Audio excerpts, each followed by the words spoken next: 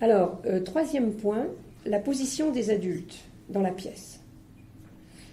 C'est évidemment le deuxième paramètre, en conjonction avec la hauteur des meubles, qui va faire que, oui ou non, les enfants voient l'adulte. Donc ce positionnement des adultes dans la pièce, il est extrêmement important parce que c'est un régulateur de la répartition des enfants dans l'espace et des interactions entre eux. Imaginez, ce n'est pas le cas en classe, enfin peut-être moins, vous avez deux adultes, les deux adultes sont du même côté de la pièce. Vous attendez 5 minutes et vous comptez combien il y a d'enfants dans la demi-portion de la pièce de leur côté et combien il y a d'enfants de l'autre côté. Il n'y a pas photo en général, il y en a plus du côté où il y a les adultes et moins de l'autre côté, surtout si la pièce est grande.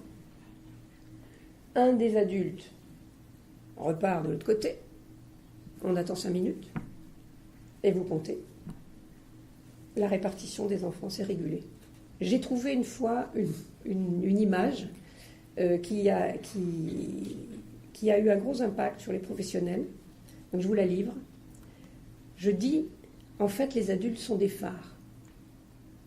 Et comme les phares en mer, les adultes, par leur présence, éclairent et sécurisent une zone. C'est du non-verbal.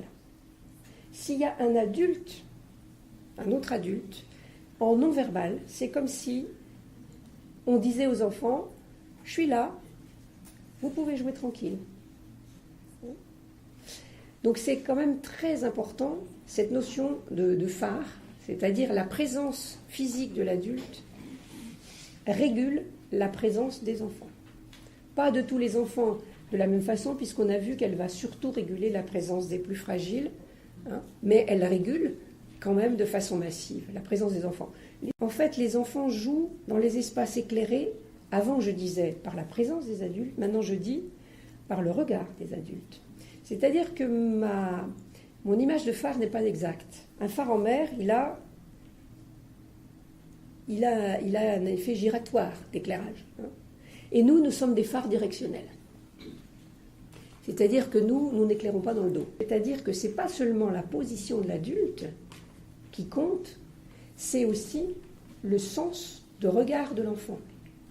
Et si, par exemple, un adulte est positionné quelque part, mais tourné, ou qu'il fait quelque chose, ou etc., et qu'il tourne plus ou moins le dos aux enfants, ou si, par exemple, il est au milieu de la pièce et qu'il regarde plus notoirement d'un côté que de l'autre, là encore, si vous comptez au bout d'un moment où sont les enfants, vous allez voir qu'il y en a plus du côté qu'ils regardent que du côté où ils ne regardent pas. Et donc, ça, c'est très important parce que c'est aussi en lien avec ce que je vous racontais sur l'importance de l'attention conjointe, c'est-à-dire que les enfants captent ce que nous éclairons par notre regard et en tiennent compte. Et on est encore une fois dans le non-verbal complet.